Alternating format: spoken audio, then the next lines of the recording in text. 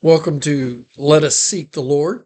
Today it is February 8th, and we're going to be looking at Genesis chapter 41 as we continue our trek through the scriptures. So let's get busy reading. It's a long chapter.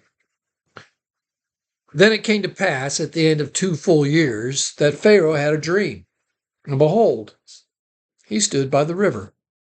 And suddenly there came up out of the river 7 cows, fine looking and fat, and they fed in the meadow. Then behold, 7 other cows came up after them out of the river, ugly and gaunt, and stood by the other cows on the bank of the river. And the ugly and gaunt cows ate up the 7 fine looking and fat cows. So Pharaoh awoke. He slept and dreamed a second time, and suddenly 7 heads of grain came up on one stalk, plump and good. Then behold, 7 thin heads, blighted by the east wind, sprang up after them, and the 7 thin heads devoured the 7 plump, full heads. So Pharaoh awoke, and indeed it was a dream. Now it came to pass in the morning that his spirit was troubled. And he sent and called for all the magicians of Egypt and all its wise men. And Pharaoh told them his dreams, but there was no one who could interpret them for Pharaoh. Then the chief butler spoke to Pharaoh, saying, I remember my faults this day when Pharaoh was angry with his servants and put me in custody of the house of the captain of the guard, both me and the chief baker. We each had a dream in one night, he and I. Each of us dreamed according to the interpretation of his own dream. Now, there was a young Hebrew man with us there, a servant of the captain of the guard, and we told him, and he interpreted our dreams for us. To each man he interpreted according to his own dream. And it came to pass, just as he interpreted for us, so it happened. And he restored me to my office, and he hanged him. Then Pharaoh sent and called Joseph, and they brought him quickly out of the dungeon, and he shaved, changed his clothing, and came to Pharaoh. And Pharaoh said to Joseph, I have a dream, and there's no one who can interpret it. But I've heard it said of you that you can understand a dream to interpret it.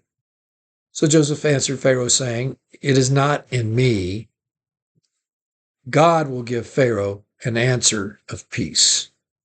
Then Pharaoh said to Joseph, Behold, in my dream I stood on the bank of the river.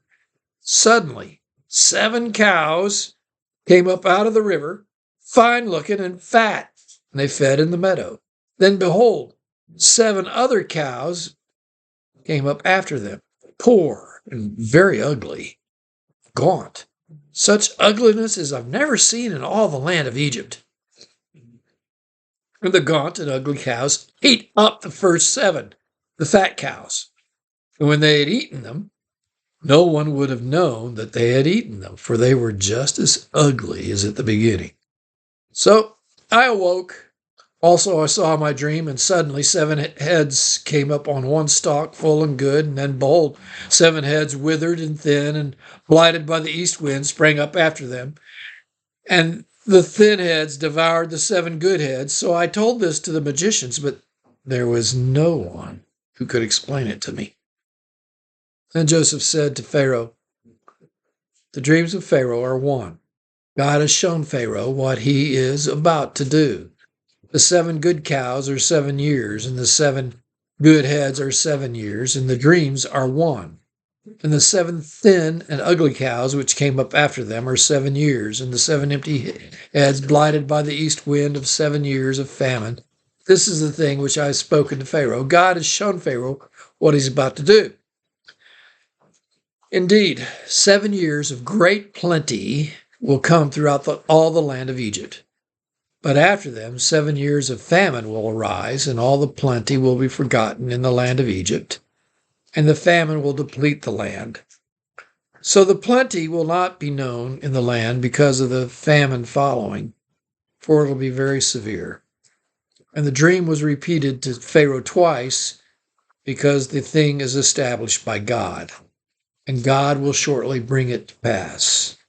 Now, therefore, let Pharaoh select a discerning and wise man and set him over the land of Egypt. Let Pharaoh do this, and let him appoint officers over the land to collect 1/5 of the produce of the land of Egypt in 7 plentiful years. And then let them gather all the food of those good years that are coming and store up grain under the authority of Pharaoh, and let them keep food in the cities, that the food shall be as reserve for the land of the 7 years of famine which shall be in the land of Egypt, that the land may not perish during the famine. So the advice was good in the eyes of Pharaoh and in the eyes of all his servants. And Pharaoh said to his servants, "Can we find such a one as this, a man in whom is the Spirit of God?"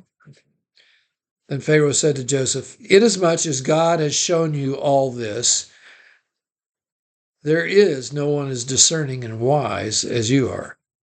You shall be over my house, and all my people shall be ruled according to your word. Only in regard to the throne will I be greater than you."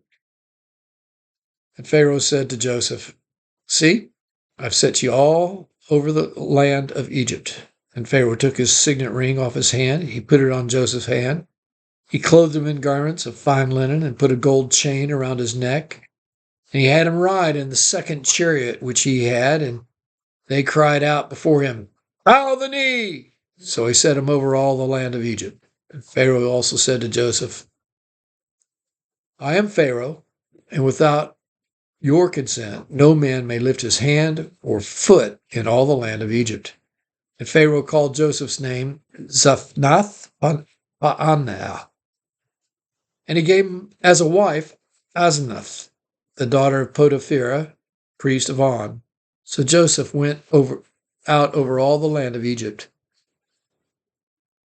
Joseph was 30 years old when he stood before the Pharaoh, king of Egypt. And Joseph went out from the presence of Pharaoh, and he went throughout all the land of Egypt.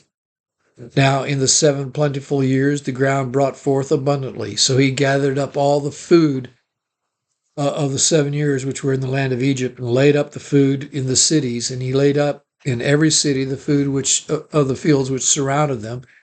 And Joseph gathered very much grain, as the sand of the sea, until he stopped counting, for it was immeasurable.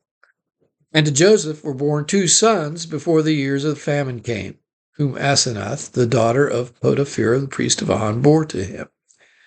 Joseph called the name of the firstborn Manasseh, for God has made me forget all my toil and all my father's house. And the name of the second he called Ephraim, for God has caused me to be fruitful in the land of my affliction. Then the 7 years of plenty which were in the land of Egypt ended, and the 7 years of famine began to come, as Joseph had said. The famine was in all the lands, but in all the land of Egypt there was bread. So when all the land of Egypt was famished, the people cried to Pharaoh for bread. Then Pharaoh said to the Egyptians, "Go to Joseph. Whatever he says to you, do."